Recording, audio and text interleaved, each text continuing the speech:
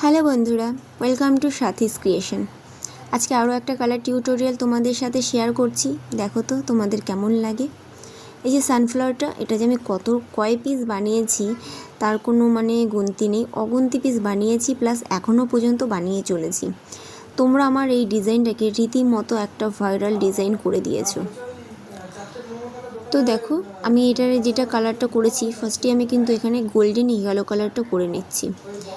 Golden yellow কালারটা করার পরে আমি এখানে কয়েকটা পেটেল করে নেব, একটু হালকা অরেঞ্জ কালারটাও দেব, কারণ আমার যখন ফার্স্ট আমি করি তখন থেকেই আমি কয়েকটা পেটেল একটু অরেঞ্জ কালারও রাখি, যাতে কালারটা কালার কম্বিনেশনটা একটু সুন্দর লাগে, ফুলটা একটু বেশি ভালো লাগে, সেই সূত্রে এই কালারটা করা। আর এখানে মোট 9টা পাপড়ি আছে। আমি 9টা পাপড়ির মধ্যে 3 থেকে 4টে পাপড়ি আমি অরেঞ্জ কালার, আর ডার্ক অরেঞ্জ না, একদম লাইট অরেঞ্জ করেছি। দেখো, মাঝে মধ্যে আমি কিন্তু একটু ফ্ল্যাশ অন অফ করে আমি তোমাদেরকে কালারটা বোঝানোর চেষ্টা করছি।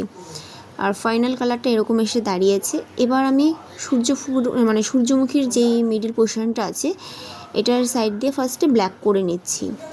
আর মিডিলে হচ্ছে আমি একটু হালকা তোমার যে কাঠ কালারটা হয় না, উডেন কালারটা, তো সেই কালারটা একটু করে নেব। ওটা অত বেশি বোঝা যাবে না, আমি জানি না কতটা ক্যামেরাতে বোঝা যাবে, জাস্ট এমনি সামনে দেখলে হয়তো বোঝা যাবে, হালকা একটা এফেক্ট, ওটার একটা এফেক্ট আনার জন্য।